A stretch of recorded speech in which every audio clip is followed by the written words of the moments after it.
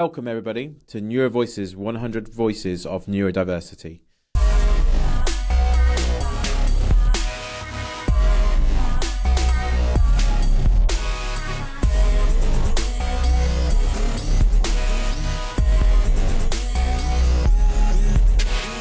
We have Darren Clark, CEO of the International Dyslexia Association.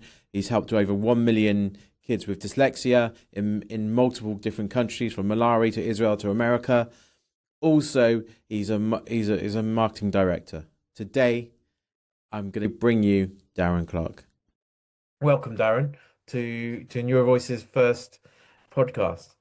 Honestly, I'm right back at you. You're doing incredible work, changing perspective on dyslexia and neurodiversity, and it's a breath of fresh air, and it's great to catch up with a fellow Bristolian. Thank you. So for the people at home, the reason why we're doing this, we want to celebrate real change makers. So Darren, just tell me a bit more about your upbringing, from when you went from Bristol to an influential creative director to changing the way dyslexia is and the way they think about it. Should you just give us a bit of a background? Yeah, no, absolutely. So thank you. So I'll kind of start really. I didn't find out that I had dyslexia until the age of 36. So up until everything that I've done previous to that was purely with all undiagnosed dyslexia. Now, when I talk about my kind of school era, I grew up in Bristol, and I went to a secondary school in Bristol, and throughout my entire school time in the secondary school period was really, really tricky, really difficult, to a point where I wasn't mischievous or naughty, as they say. I just didn't get the lessons. So fast forward, I was kind of excluded from pretty much every single main lesson. I was allowed to do PE, so games, technology. I think woodwork was the main things that I was allowed to do. That kind of, I left school literally not really being able to kind of read and write properly. And as we know, leaving school is very difficult because you're thrown straight into the workplace and you've got to kind of survive. You think how many tens of thousands of people across the UK leave at the same time. It's a very competitive world. So I kind of left school without any qualifications whatsoever. Very, very difficult reading and writing due to undiagnosed dyslexia. And I got my first job pushing trolleys 12 hours a week in Sainsbury's. And I absolutely thrived, loved that position, purely because it gave me a sense of freedom, because I felt in the educational system I was very kind of trapped.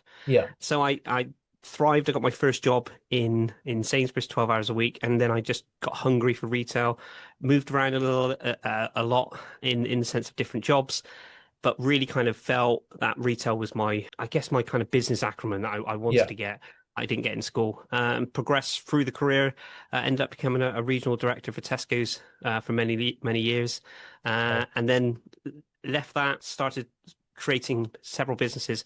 When we talk about kind of the dyslexia element of it, that really started at the age of 36. So I'd already grown a very successful corporate career, and within those things, they were very challenging, though, which we can discuss. So let's dive a bit into it, because obviously you've gone from your first job as just pushing trolleys around Sainsbury's, and obviously working your way up through and going to be a regional director at Tesco's, which is some achievement.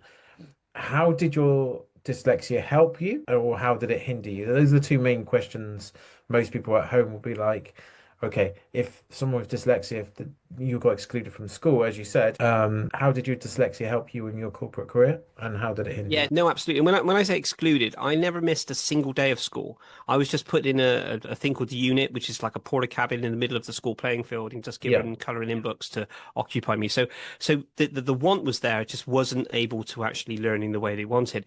The way that dyslexia showed up, good and bad, for me, I guess whatever role I was in, I always wanted the next role, because I thought the next role would just be a little bit more easier. And that was my ethos. So I was kind of pushing really hard to progress, and there were so many barriers in the way, because I thought, maybe this role is a little bit more easier. The way it showed up, when it got to kind of more senior roles, I guess it became a massive struggle when I would try and have to do presentations, or I'd have to go into boardrooms, or talk about facts and figures. And those were really difficult. So what I did early on, and I didn't realize that this was a skill, and the thousands of people I've spoken to over the years around dyslexia, is the skill is that we are incredibly great at outsourcing. And we don't mean to outsource. We just literally do. And what what I did effectively, and I didn't realize I was kind of creating a team around me of people Mm. that can help me do some of the jobs that I needed to do. I knew what areas I thrived in, and I knew what areas I needed support in, and I think that was the area. So where I saw a struggle, I saw, someone that could actually help me, and then I could help them as well. So it was a kind of a team effort, and I've done that throughout, I guess, throughout my entire life. So when you say team effort, but obviously when you're in that corporate boardroom, unless you've got someone doing that presentation for you, so delve a bit more into that for the people so they can understand. Okay, you say you brought the right people in to help you with your weaknesses, and then for your strengths, you obviously did a trade-off with them. How did that work when you're doing presentations so that people can sort of replicate that in their career if they're Yeah, starting? no, absolutely, and a great question. So I learn in a traditional way of wanting to see someone do something, and then I can act. I don't go off of textbooks and everything else. Okay, so my learning has been a lot around YouTube. So I would literally absorb something, and then I would then create. The knowledge I would take from that, I would then be able to kind of create these things. When it comes to presentations, I'll give you a quick story. So I was going for a job. I think it was around, it must have been about 70, 80,000 pounds a year. So a very kind of high position job. It was an area manager's job or something like this. And I always remember that we were sent to we were told that we needed to do a 45-minute presentation, sort of a Yeah, PowerPoint presentation, and deliver it to the board or whatever it was. And I remember it was a 2-day event, and we drove up to Birmingham, yeah, and we all went into this room, and at the very end of the table were 3 people that were going to be assessing, and there was 10 candidates for this position that were sat at the other end. And one by one, we'd have to get up, walk to the end of the boardroom because it was a yeah. massive room, get up, and then do a 45-minute PowerPoint presentation about what we needed to do. How we were going to get the sales, revenue, turnover, turnaround, and all the other bits and pieces. Now, the thing is, once we got up, I had to sit through 9 other PowerPoint presentations. So you can imagine how long you were sat in that, Yeah. sat in that room. And this is where I thought to myself, so I knew at that time I couldn't do a fancy PowerPoint presentation. So I got a flip chart, a few markers, and I started drawing pictures onto it, a little flip board. Now, when I first presented this, I was lucky number 10 actually. And I went down, they sat through all of these presentations. Now you can imagine 80,000 pound job. And then you put this kind of this cardboard thing with the flip chart Yeah. on the desk. Now, the first time that they looked at it, they looked a bit in disgust, to be perfectly honest, like I was taking the mick. Yeah. And the rest of the people were kind of sort of laughing and joking. The first page went through, and I was kind of just telling them, everything. Second page, by the third page, I engaged them. By the fourth page, they were kind of in the palm of my hands, and then subsequently, I was able to get the position. But the ethos behind this is I wasn't just drawing pictures for the sake of it. So we were talking about, if we talk about retail, for instance, and we're Yes. talking about delivery turnaround and all the other bits and pieces, I would draw a lorry, okay? Yeah. And that lorry, I would then be able to replicate what the turnaround was and all of these different things. So every single picture, because I see everything in pictures, I was able to take that information.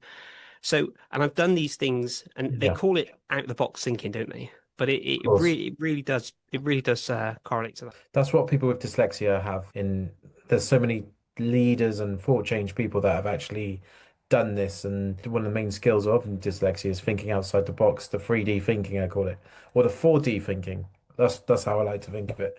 So going through that and you using that 4D thinking. So what happened after Tesco's? Where did you go next? So once I kind of grew a corporate career, and I got to a point where it was kind of, when you're at that level and you're looking after sort of 56 stores, looking after like a £6 million a week budget, with undiagnosed dyslexia, it can be quite damaging and I say damaging in the sense of your own kind of mental well-being. And I kind of got to a point where I felt like I'd done everything. I got as high as I could possibly get without any qualifications, actual, qualifications physically on paper. So I decided that for me, it's all about waking up every day and learning something new and pushing Yeah. myself and growing. So, but the next level up after that would literally just be purely maybe in the board, maybe just in an office, whatever that was kind of looks like. So I knew that I couldn't grow anymore. So I decided that I was going to leave. And I decided that I wanted, because I've been kind of a bit entrepreneurial in my life beforehand. I thought, oh, okay, I'm going to leave. What I'm going to do. So I literally went to, I think it was WH Smith's at the time, and I Okay. purchased like 25 business magazines and franchise magazines and everything else. And I was trying to find a subscription business because I thought if I can find a subscription business, then that will, pay me money every single week and so on and Mm. so on. I love the subscription model in businesses. And I did this. I literally researched cleaning. I knew nothing about cleaning.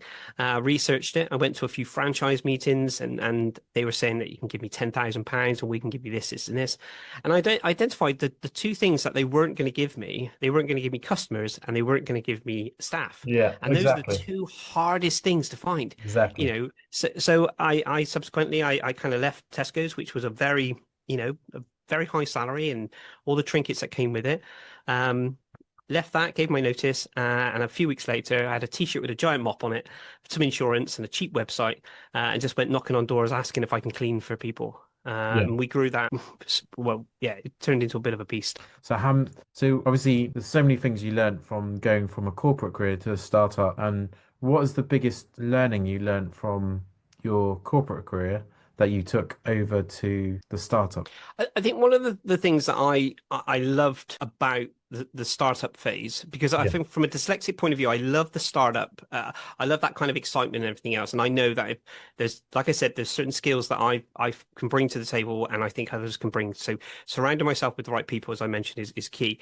One of the things that I really kind of learned was budgeting. And I know that sounds quite boring, but in the fact that because I was kind of thriving and I knew, I stripped everything back to a point that I wasn't just when you're working with a £6 million a week budget and you're working in an organization and then you go into your own business, unless you're, like Elon Musk or something else like that, Yeah, that kind of money is not easy to come by. So the of biggest course. things I learned about this was customer service, how to keep your customers happy. The budgeting side of it was absolutely key, just making sure your finances are in place.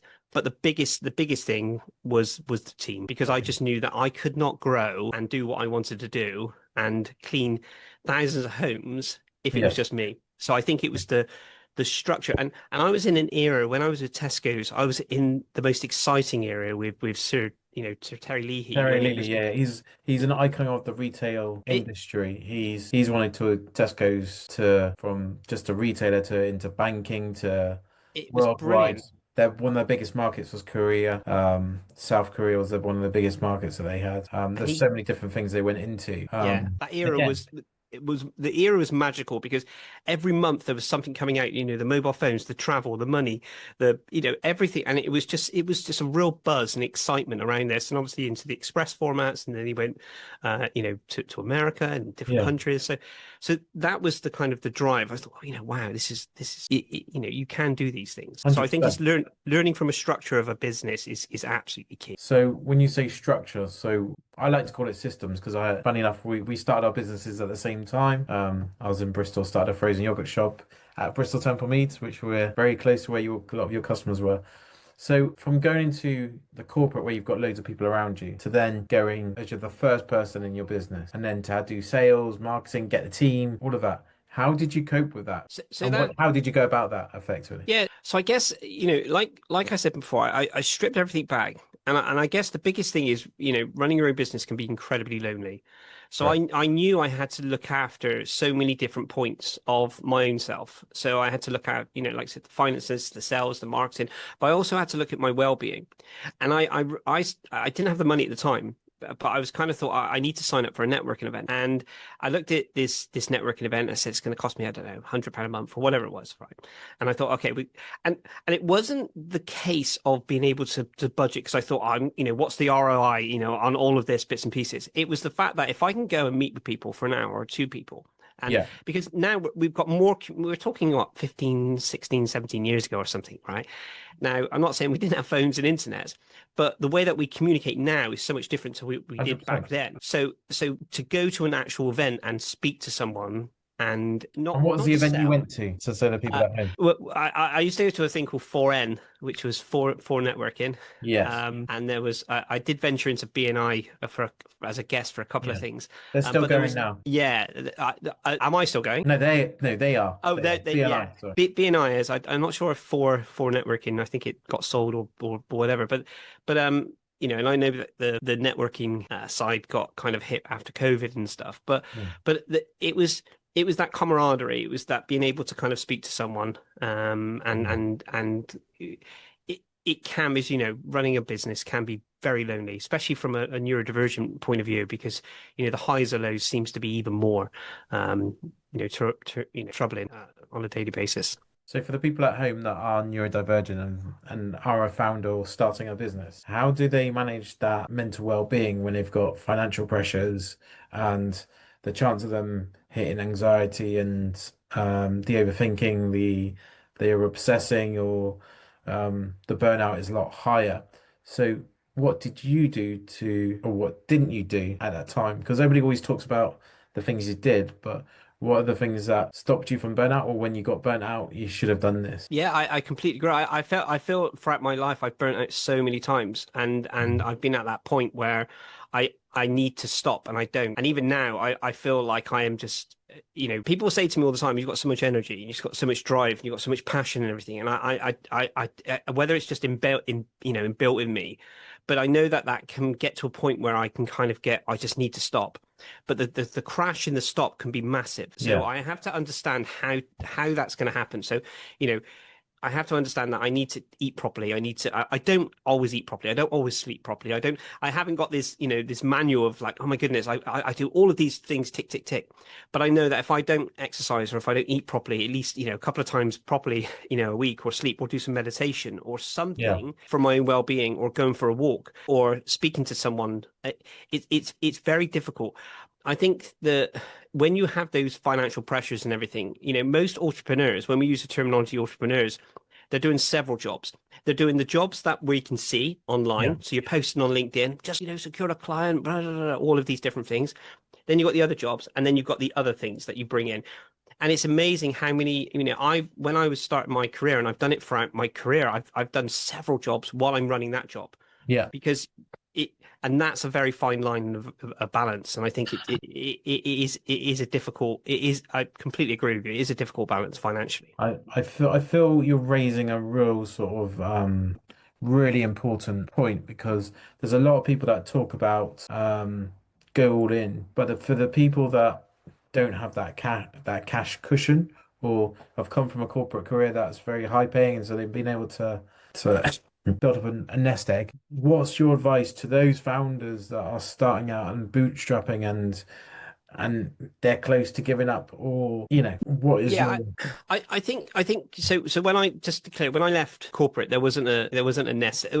There was I was kind of there was a little bit of money. I think it was 10 grand or something. I invested. I bought a van and bits and pieces, right? And I know that some people when they leave jobs, they haven't got that kind of money, right? And I think the balance comes down to making sure. I mean, this all in thing, you go on Instagram and everyone's saying, you've got to go all in, you've got to just leave your job and start this. Right? I would never encourage that.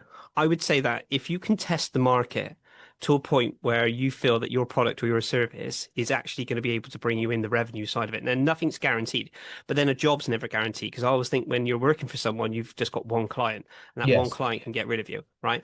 But there is security, there's holidays, bits and pieces. But I think it just comes down to the tenacity of how much do you want this, and how yeah, much are you willing to sacrifice. And when I say sacrifice, we're talking, we're not just talking financially. There are so many things that you sacrifice for doing this, for trying to run a business. But that if you get it right and you surround yourself with the right people, then you've got a much bigger chance within this side of it. 100%, But 100%. the late nights and the stresses and the worries, I mean, what I've always done is I've always kind of calculated how much do I want to earn and how much do I need to earn. And I think that's the difference. And I've not been precious in the sense that if I need to go and clean toilets or drive a van or whatever it Mm. is while I'm bootstrapping and growing this business, then I will.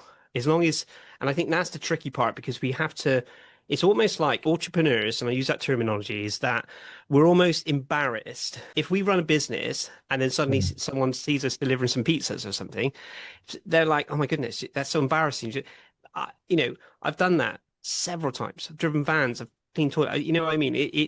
These it's very rare to start the business unless you have got this nest egg, like I said, or you've got an incredible friends and family that can just throw loads of money at your business and grow it. mm, I think the ones that start the business from scratch and they're bootstrapping and they're growing, the revenue mm. comes in, and I was at a point where I thought to myself, should I use this £10 for, Facebook ads, or should I use it for some advertising, or should I use it for this? Do you see what I mean? And when you're at that Yeah. level, I think as you grow the business, you can start thinking to yourself, you value every penny and every pound within the business. I think that's really great advice. And the one thing I didn't hear you mention, and I'm really a big thing, is around the mindset. But you're inactively doing that mindset because you're surrounding yourself by. You talked about the networking. Now, I feel for the founders at home, there should be no shame about getting a job and being able to put food on your table and being able to make yourself go further because your decision making will be better.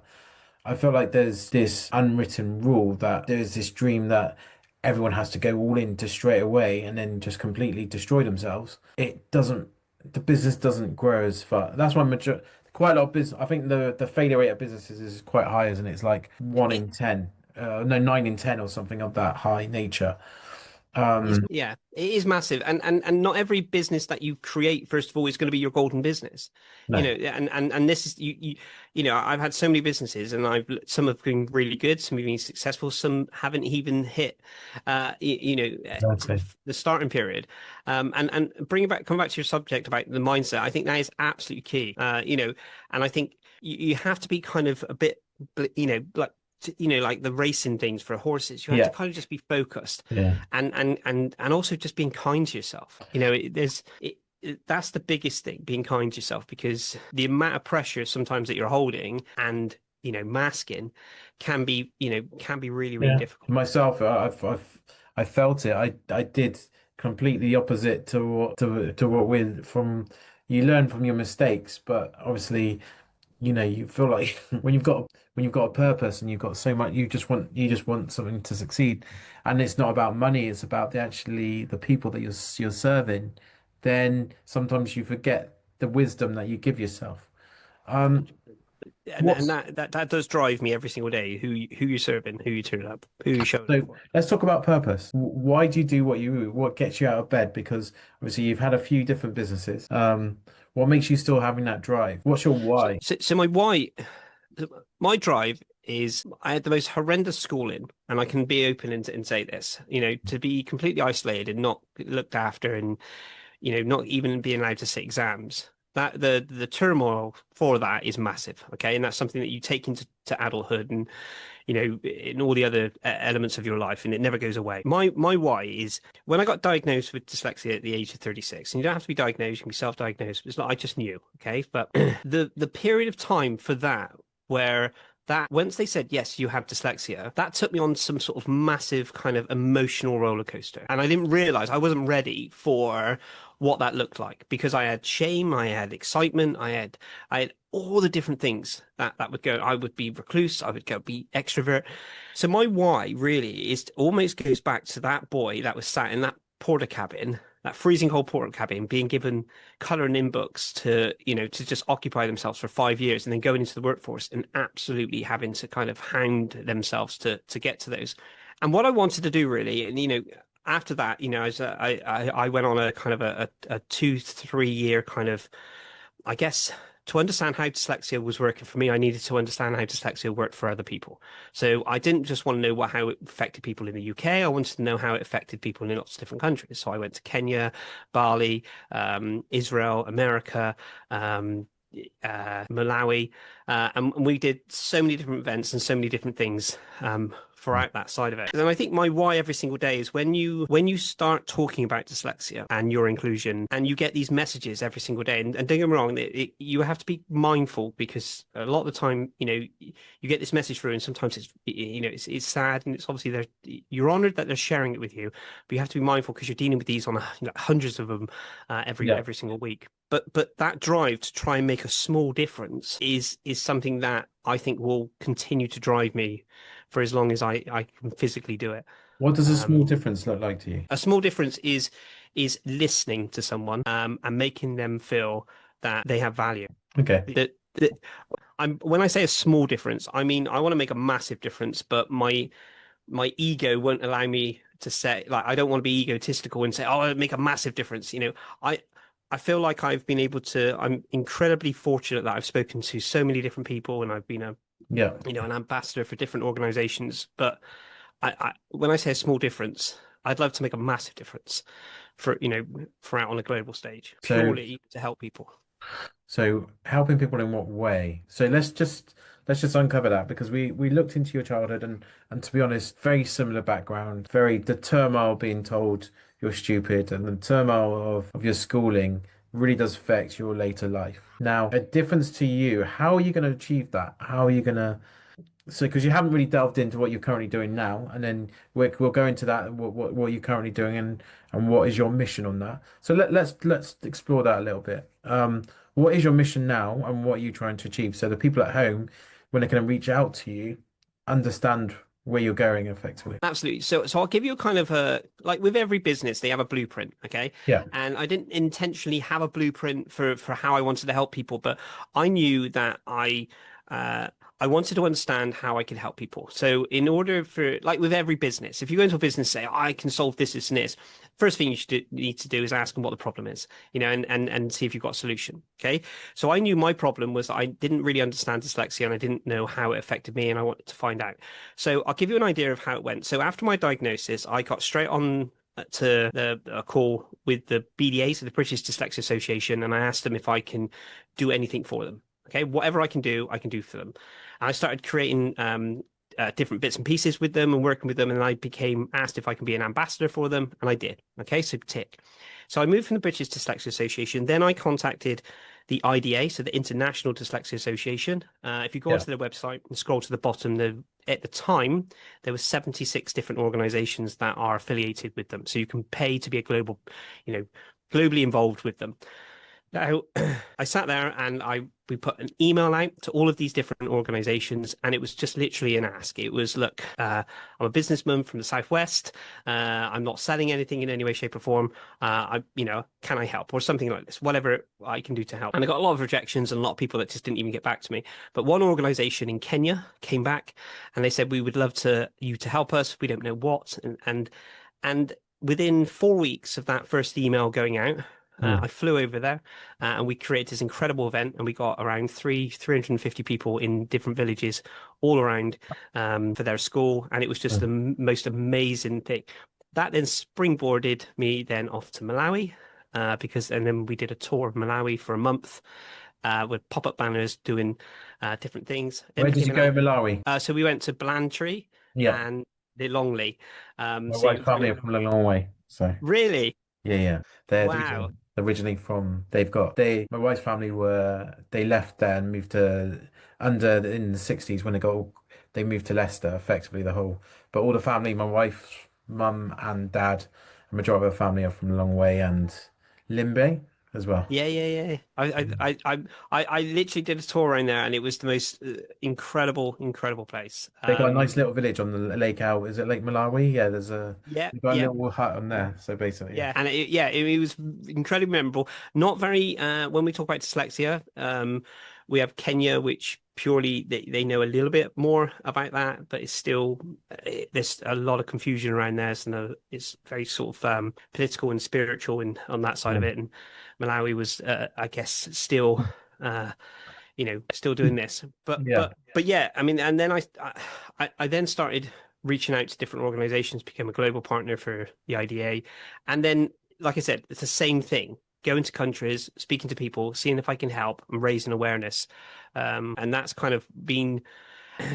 kind of my first step of doing this. And then I thought, okay, how can I help in the educational sector? So then I started contacting as many schools as I could possibly do and started doing assemblies and little small talks. So we did primary schools, secondary schools, youth clubs, youth centres, all of the different things. And then we ended up, I think I've spoken to just over 1 million students over a period of time, Wow. which was, if you're looking at public speaking, and I say the hardest audience, but the most rewarding is speaking to children in secondary school, Yeah. purely on the basis that they are very honest. Because you imagine if you're booked to go and talk at a show, the people pay because they want you to come. Yeah. But within secondary school, they just say, "Oh, we've got this guy coming in," and you just have to sit there and watch. I end up speaking at primary schools, youth centres, secondary schools, colleges, universities, and I've subsequently been incredibly fortunate to speak to just over 1 million students over the years, which has been incredibly, rewarding. Then I What thought have to you myself, learned how from can those I? stories? I'm talking to Oh, 1 million students. What have you learned? Or I, what's the similar stories? the similar stories is you see within the students that it is a lot of it is environment. Okay, so Mm. I felt when I kind of broke down into smaller groups, the students kind of just started thriving. Okay, Yeah. so you imagine a massive amount of peer pressure within school anyway, and you're in an assembly and you Yeah. ask a question and no one wants to put their hand up. But I think it was just the fact that sometimes, and I'm not knocking the educational system in that way, but it suppresses them so much because there's so many different things that are going on, from Mm. peer pressure, from the educational side of it, where you sit, where the standard of your educational level is. But once you can kind of break that open and start talking to them and sharing their dreams Yeah. with what they can do in their aspirations, it's incredibly rewarding.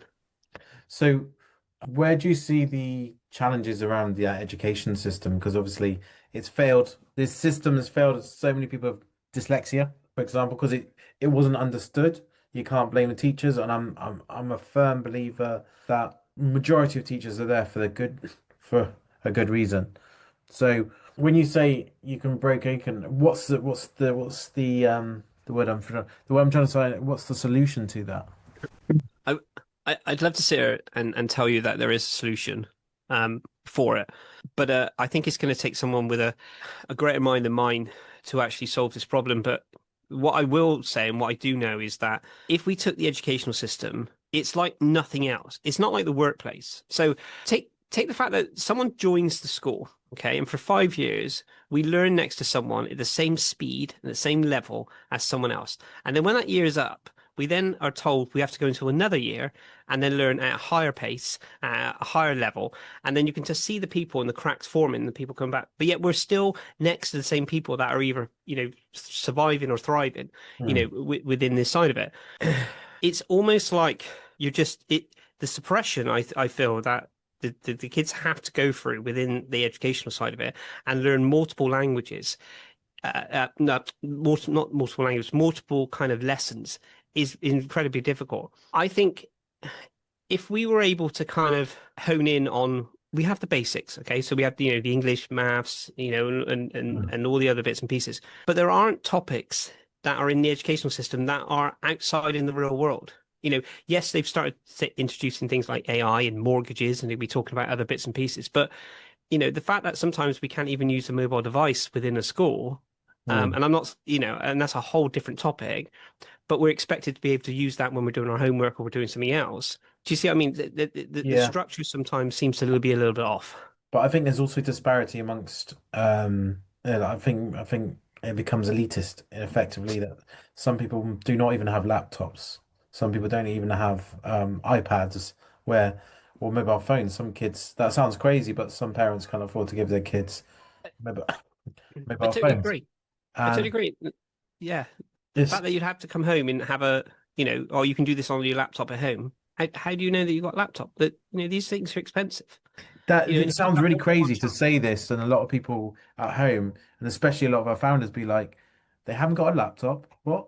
But then a lot of kids still, it's a challenge for them just to have food on the table. So, and this is, I think, again, the education system, we're putting a lot of pressure on teachers. But for someone who's dyslexic or ADHD or even autism, that's one child that has to have a real specialist. So if you have more kids diagnosed, you need to provide more specialist teachers. I feel like the education system, also entrepreneurship, that needs to be taught in schools as well. There's a big demand for this. But we also need to teach the kids around what it means to start your business and the reality of that. And I don't think we're not talking about the realities of what it takes to make a successful business because there isn't that many. There's a lot of people that have become successful who are dyslexic, but if you look at the numbers that have failed, it's a lot more. I Um, completely agree. And this is the thing, if you ask most children, it'll be, it's glamorized on social media and they want to be a YouTuber or they want to be able to, to get a viral post and suddenly get paid off of TikTok and bits and pieces. mm, Not every child, but that sometimes is one aspect of the business element of that's how easy it is. mm, And it's very easy to start a business and making money and all of these different things. But as we mentioned before, there's so many different elements of being able to look after your own self when you're running that business. mm. And I feel it's really tricky because I don't think the emphasis there's so much emphasis put on the fact of looking after a child for out those periods of times up until the age of 18. You have to go to school, you have to turn up. If you don't, you're gonna be in trouble and all the other bits and pieces. But the minute they leave education, you Yeah, are literally just sort of flung out into the world. And there is 100%. no support whatsoever. And if you don't go to college or do, university, or get an apprenticeship or anything else, it is a very, very lonely, scary place in that sense. And I've witnessed that. So those are the things you've witnessed. So they're currently what you witnessed. So what couple of things can people do at home, or they've got a founder might have a sister or brother, or they might be going through it themselves. They're coming out of university, they want to start their own business. Because what this podcast is about that exactly. It's about giving people a voice who want to do great things, and you're doing great things. And it's saying I came from this, I can do that. So what are what messages that you can give the golden nuggets? I, I, I think you can. I think trying to learn from people is a massive skill. And Okay. and in the sense that so take this for instance, if I was back in education now, okay, I would be at the age of 15, 16. I don't know what the legality is on this, so don't quote me on this. Let's just say 16 if you're allowed to have a LinkedIn account at 16, okay?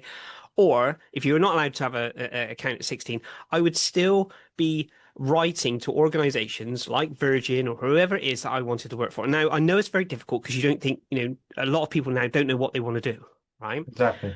But it's almost like if you can aspire, if you have something like a hobby or something that you're interested in, then trying to find out who is the top of their game within that side of it and asking for a little bit of their time, whether you get their EA to contact you or whatever it is, okay?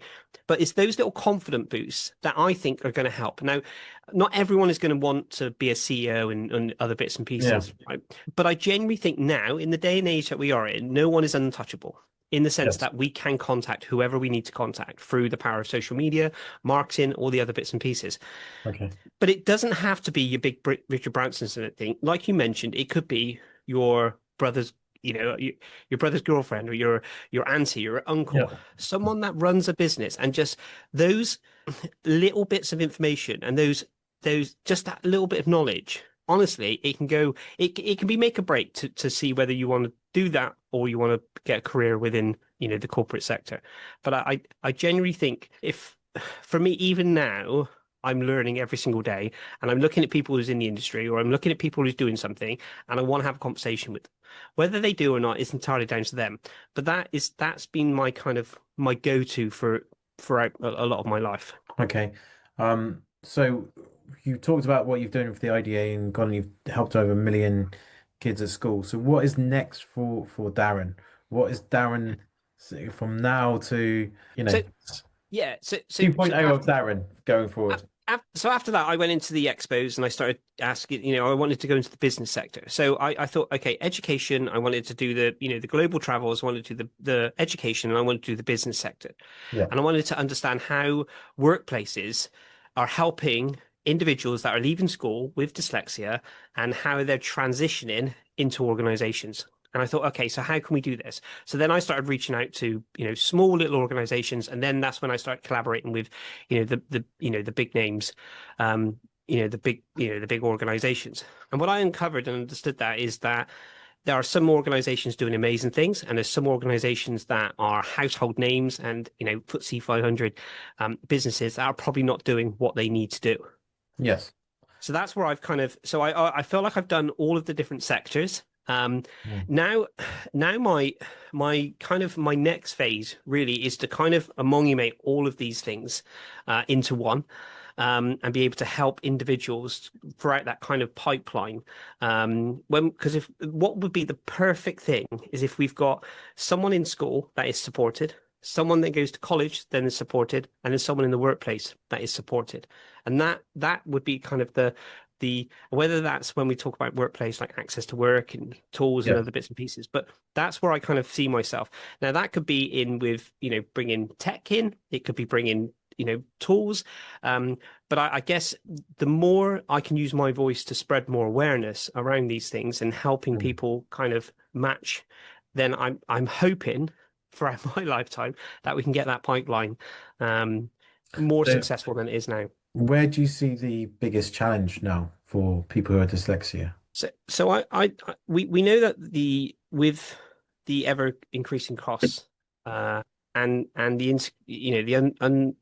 the unsecure kind of job market. And I just want to add this really, when we do a statistic around people with dyslexia and entrepreneurs, and they say, 1 in 10 people with dyslexia, and then we say, 1 in 10, I don't know what the percentage is. It's 40% of, so it's 1 in 7 are have dyslexia, and then it's 40% of founders are have dyslexia alone. Just dyslexia. Let's just talk about dyslexia. So, Um, but when we talk about someone who has dyslexia and then someone who is running their own business, we have to take into consideration the percentage of people that can't work in an organization. One, because they won't hire them, and two, because the environment doesn't suit them. yes. Okay, and that's the tricky part for people. So I guess what we generally have to think about is, I need to earn money. I need to put food on the table. So I need to create a business. And that then goes full circle around, how do we then create a business, and what are the tools that we need to create a business? Who do we need to surround ourselves with?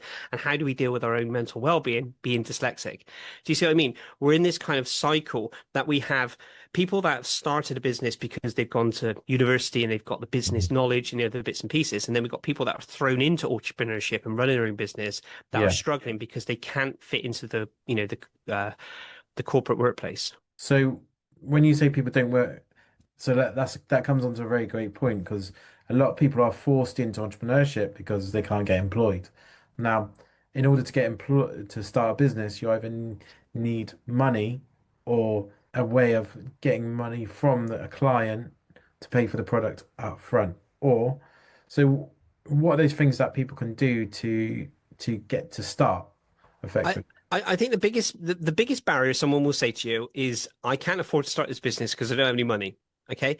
And is this, I don't have any money because if I leave my job, then I won't have any money. You're absolutely right. And that's not something that you should do. Okay. That is fundamentally being able to be in some form of security at that point in time is absolutely key. But I feel that the money side of it, personally, and again, I'm just speaking off for me personally, it isn't a barrier for me.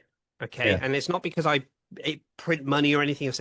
I don't see it as a barrier, because I feel that there are skills that I've learned that I can deliver to people if I need to. There are things that I can do to create. The thing that you just need to make sure that you do is, whatever you're offering, the Yeah. insurance side of it, and making sure that you're covered legally. Okay, those are the key things. So when I started a cleaning business and I was knocking on doors, the first thing I knew is I needed some insurance to make sure that I need to do that, a cheap website, and I guess some cleaning products and bits and pieces. So I literally then went knocking on doors. I was able to kind of bootstrap, when I got £20 for the clean, I was able to then distribute what that money was going out to, and then we kind of grew it on this side of it. So I've never been in a business. I can't talk from experience of having a business where I've had, 50 grand or 100 grand's worth of funding or 200 Mm. grand startup and bits and pieces. I haven't been in that stage, because everything that I've done hand to mouth has been, if I earn £100, I then need to understand what I'm going to do with that £100, and Yeah. I want to invest it and then live. Do you see what I mean? So Yeah. I'm sure throughout this incredible series, you'll have people that's, being able to get millions invested in, but I'm kind of the bootstrap entrepreneur, that everything I've started has been where there's been no revenue, and then I've built off of that. So even if you see a lot of the successful entrepreneurs, they've come from nothing to start with. So it's not about nothing, it's about having the tenacity to pivot. So um what would you say is one of the biggest um most surprising business pivots you've had to make, like i.e. the growth moments in your career that hasn't So turned out the way you expected? the biggest pivot we had to have was COVID. And there's been several. There's been several. Can you explain coded to people what that is and so they So, understand? so, so with regards, so we had at that time we'd grown these very two successful cleaning businesses, one commercial, one domestic, and we were cleaning about 1,000 homes a week on domestic and about 350 offices a week on commercial. Okay, so and that literally just grew from knocking on the door, asking if we can clean, learning how to clean, then we grew. Okay, we had that, and then we had through training companies and bits and pieces. Right, we had a managing director running these. COVID came along, Yeah. and literally overnight, when that announcement went out, the tap from our business just got turned off. And when I mean this, the revenue that we had coming in stopped completely. Yeah. Even though so we had this subscription business and the other bits and pieces, right? That completely stopped. And then we were in the position then where, like a lot of people, we were thinking, well, we've got X amount of people, we've staff and other bits and pieces. Now we weren't able, as a cleaning business, you're not able to go in homes or offices. Oh, There was no way of being able to turn this around. yeah. So subsequently, those businesses at that point just crashed, just gone. When we had a valuation that we could have sold it a year before that, we didn't, but hindsight is a great thing. So we pivoted and we thought, what are our skills? Myself, my wife, we thought, what are our skills? And we said, right, okay, training. So what we did, literally, because we didn't have any other revenue coming in, nothing. Okay. Mm. We then created training courses around marketing, social media. We did the dyslexia side of it. I poured on all the different contexts, and we were pretty much doing webinars and training pretty much every single night, 7 nights a week, Wow. to be able to just generate £30 from that, £20 from this, £80 from that, £60 from this. And that was the subsequently what we literally did for about a year and a half. So on top of that, I had to deal with like sadly my mum got diagnosed and she terminally ill.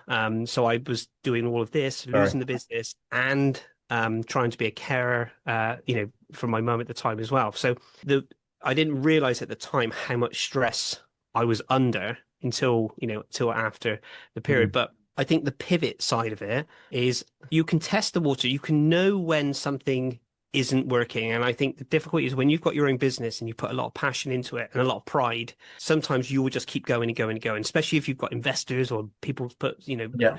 or you put a lot of money into it. But sometimes you just know your gut feeling when you can pivot to, and it doesn't have to be completely changing an industry. It could just be a couple of different things that you can do within that to be able to push. Okay. So do you know what, there's some really touching moments around when you said about your mum and the amount of stress you're under. What made you get through that? In fact, So, so I, so it was literally that period of my life, I think was probably the worst period of my life, to be honest, because the day that Boris Johnson, who was our prime minister at the time, the day that announcement went out that we were going into lockdown and all the other bits and pieces, the next day was when my mum got her diagnosis, and I knew that my mum had like a year to live. And you're dealing with so many different emotions. You're trying to yeah. feed your family, trying to finance, trying to do look after your mum. You're trying so we kind of hustled.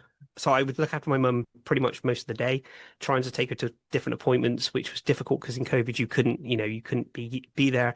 And then on the evenings, I was then doing webinars in America and all of the different things, and then coming back in the morning. And so you hear sometimes, I mean, COVID was horrendous for everyone. And I'm not saying, I'm just one story out of trillion, millions and millions of people, of what went to happen. But I know that period of time, I knew at the end of that, I needed some form of help Yeah. to kind of I, balance it out. I think something's really important. And a lot of dyslexic people do this, but that is your story is very powerful. Don't diminish it. Um, and that's a route from school as well, by the way, Darren. A lot of people do it. Is like we I appreciate that. undersell our story. Everyone's story is different, and everybody, someone will take that resilience that you had, and most people crumble after, like, if one of their parent and you've got no money coming in, you're having to do webinars and then look after your parents, and then you've got your wife you also have to do, and you've got your family life. It's an inevitable thing, and I think death is one of the hardest things for people, and you've had you see a year of it, if you see what I mean. Yeah, So it was sorry for your loss anyway, but I think that's thank a really important point for a lot of people no, at home. I appreciate that, and I think that you hit the nail on the head when you said about, when I use phrases like I want to help someone a little bit. Do you see what I mean? And I think that is a dyslexia trait for me to, I and compliments and bits and pieces and stuff like that. That's something that inherently, I guess, has been conditioned throughout the years. I respect that someone says something nice to me or says well done or something else, but do you see what I mean? Sometimes you don't. I guess that's thriving to But keep it's the going. programming as well, Darren. It's about the programming and these kids at school. This is what your work and other people like yourselves at work is so critical. And it's like we have to give them the right information to allow them. I think we should be teaching like mindset very early at school, so early on, maybe as young as 7, to say teaching kids that if they're different, it's not about being different, it's about understanding that you can achieve whatever you want to achieve. And it's okay to fail. This country, we really, really do not like failure. In the States, But it's almost celebrated in entrepreneurship. And that's yeah, the major difference between the UK and the States is they celebrate failure because it's one step closer to success. Here, if you're failure or if you it's almost like, you know, it's really you, bad for you. you do. You just get you write yourself off. You get written off, and then suddenly you think actually I can't do that, and it is that shame side of it, and this is where it goes back to when we're saying if you're running a business and you're delivering pizzas on an evening, like Yeah. I applaud you. I think that's incredible that you're able to do that, but the shame of running around with your hood up, and you see what I mean? It's that. But that builds character and that builds that journey and your Mm. story and later on that story of running a business and the struggles that you've had, like you mentioned, will rise up. Someone will take that and they'll say, okay, I relate to that, and now I can move, to the next phase or next step, or I have a little bit more confidence than I did yesterday. Definitely. So, so you talked about businesses and big corporates not actually doing their thing for neurodiversity. How do they, for those hiring managers, how do they, and even for entrepreneurs as well, how do they build an inclusive team and a culture and organize it to specifically dealing with their diverse different styles of working, including neurodiversity? What practical steps have you seen a good entrepreneur, like good employer do, and what can they do to implement that? And Absolutely. and sometimes it's money as well. What sort of things they need to do? it, the biggest key is, so I used to get asked a lot to go and do, especially during kind of October, Dyslexia Awareness Month. I used to be asked, can you come and do a talk around dyslexia? Okay. And back in the early days when sort of, PepsiCo or Nike or these organizations would reach out, it's like an ego boost. You're like, oh my goodness, yeah, I'll go and, Mm. I'll go and speak with them and stuff like this. And then I realized over the years that I actually am not helping anyone. And it's not because I'm a terrible speaker in any way, shape, or form. No. God, hopefully not. But it's the fact that the speaking isn't the when you go in and start talking about subjects, you're almost opening Pandora's box. Okay, so when you go into Right. an organization that isn't inclusive in the way that they know how to help with neuro inclusion, members of staff, the you go in and do a talk. What you'll do is you'll speak to 1,000 members of staff there, and then the next day they will then go and knock on HR's door, and they'll say, "Okay, I had the guy come in and he was talking about this. Can you help me because I got this, this?" Yeah. And the HR wouldn't know, and I say the HR because normally that's where they would go, but they wouldn't know what to do, or they would Exactly. know a little bit, but not enough. So what I thought to myself is, if an organization reaches out to me and asks me if I want to go and talk, I will then ask if I can work with that organization for a longer period. And the key thing, just to kind of give you a real kind of synopsis of how an organization, it starts literally at the recruitment. Yeah. Okay. So when the recruitment note goes out on I don't know, Indeed or wherever it is that inclusive? Is your organization an inclusive organization from the start? What does that recruitment process look like? Mm. So how I apply, what am I being given psychometric tests? What's the background color on the actual application form? Is it timed? Is it stressful? What's actually happening? So once you've done that, and then we're talking about the interview. Then how is inclusive is the interview side of it? If you then get the position, what's the onboarding process like? Where are the desks Mm. situated? There are so many. What are the likes situations like? And I mentioned as well quickly around where the desk is situated. Now, when we did loads of different researches, I worked with HSBC for 5 years, and we did all of the different countries within this side of it, and it was interesting speaking to people now. And there's another organization I won't mention, but they've got glass all the way around the building, and you can drive past in Bristol, and you can see up there, and you can see everyone working. Okay, it's not far from at Bristol, and it's a massive, huge organization, and you can almost see. And this was the biggest problem is if you're sat with your back to the rest of your colleagues and you're dyslexic and you're trying to write an email and suddenly all the red lines come up and underneath, that gives you kind of anxiety because Yeah, everyone can see your work. And it's not just a case of misspelling or anything else like this. exactly. Those little things, and there's a whole book on them to be perfectly honest, but it's just those tiny little things. And if you can start with the recruitment process, what the onboarding looks like, how someone fits within our organization, the Mm. touch points for that. But then we're not just talking about the organization as with the people that work there. We're then talking about the customers of how they interact with the business. Okay. So, and this is why sometimes it's a little bit more not dangerous. I use the term dangerous, but you shouldn't just be going in and doing a 20-minute talk in an organization if they're not going to do anything else with that. Yeah, I feel like there's a lot of future signaling. Effectively, a lot of organizations get someone in to talk about neurodiversity or dyslexia specifically, but don't actually action the things to help their staff. And if you do go, I've worked for a few large corporates, um, they have to refer to their business partner, HR business partner, because they don't understand what dyslexia is. But there is a lot more work around this going in, I have to say, but it's still a long way to go. One of the key things around this I see, so looking ahead to the next 3 to 5 years, how do you think growth marketing or inclusion or neurodiversity what trends will come via if you see like remote teams, AI, new platforms, but there's more people being called back to work. How do you see this affecting dyslexia effectively and neurodiversity? I think we've had a bit of a problem with the kind of in America. So I did a lot of work in America, and obviously they've kind of changed so that they're not kind of focusing. The budget's been cut on some of the bigger organizations, in the sense of how they help with inclusive environments for members of staff. I Mm. think AI will play a massive part. I think we're way off of understanding how to utilize AI within the workplaces. I don't even think it's almost like we have a small core group of people that kind of get AI and how that kind of works. But I think we're still at a stage where businesses, especially some of the bigger organizations, don't really know how that fits. They Yeah. probably know how it fits with the customer, but they don't know how it fits with the actual people in the organization. Okay. With regards to kind of trends and bits and pieces, I think I hope that the bubble hasn't burst within the sense of how inclusive and how helpful organizations would be.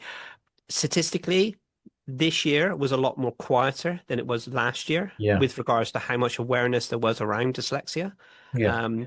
which is a worrying trend. I don't know that if that's because of how America is now. I don't know. I'm just talking purely in the sense of the conversations and the organizations that I spoke to last year was kind of up here, and it's literally down here now. So it's a worrying trend, but it does seem to be that there is still an abundance of awareness that's going on and Okay. tech. Okay.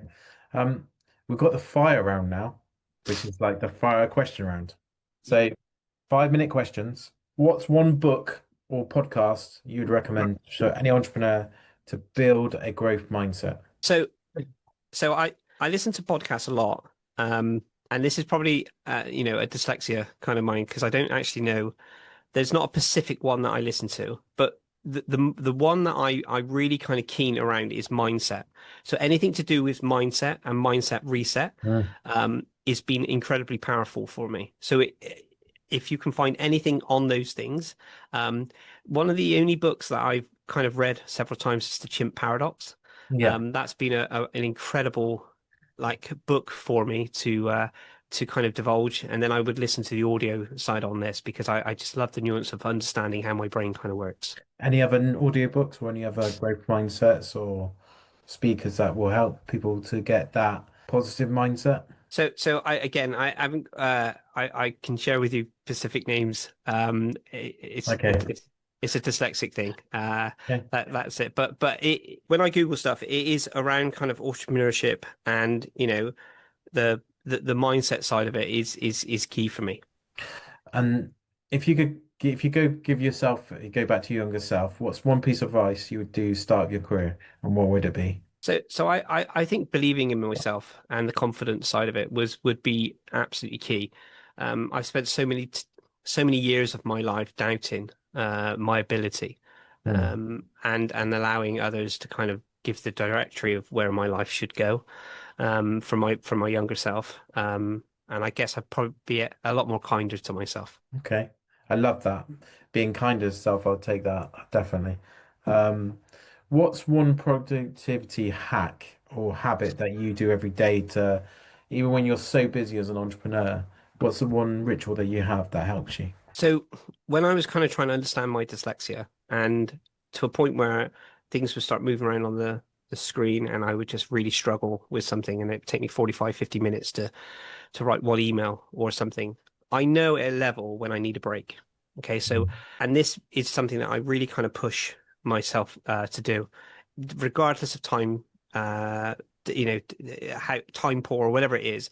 I will Mm. literally get to a stage where I know that I need to stop, and I literally physically close the laptop down, put my phone on airplane mode, and I'll go for a walk, or I will literally do anything but touch the computer or anything else.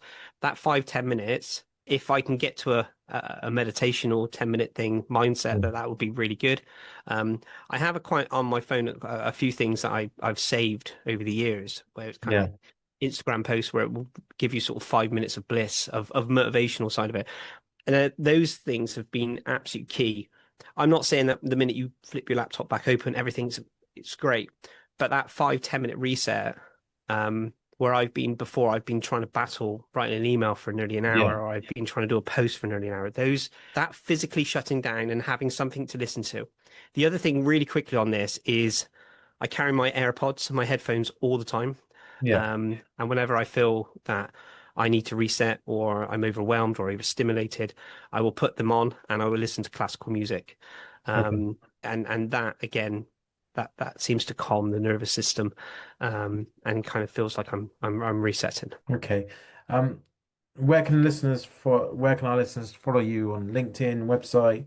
If someone wants to Yeah, work with so you, what's the best to reach out to you? best thing is on LinkedIn. We are obviously doing our neurodiversity stories as well, which we share people's stories. But the best place is to find me on LinkedIn. Follow me, connect with me, and if I can help and serve in any way, shape, or form, then I'd be delighted to. We really want to thank you very much today. People, please follow Darren on LinkedIn. He's such an inspiration. I've been following him for so long, and I really love your mission. And I hope you enjoy this podcast. Thank you so much for everything you do. And I think you should definitely take the credit when it's given because yeah, I've been following you Yeah, on there. it's easier said than done. Is to take your own, and that's for people at home, is to take your own advice. A And lot of a lot of admiration for you. So thank you thank so you. much for allowing me to be a guest on this incredible podcast.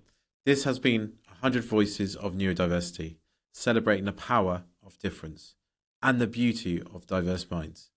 If you've ever felt unheard, unseen, or underestimated, Neuro Voices is the space. A community built not just to talk, but to connect, uplift, and amplify. Join us. Share your voice. Be a part of something bigger. The next voice we celebrate could be yours.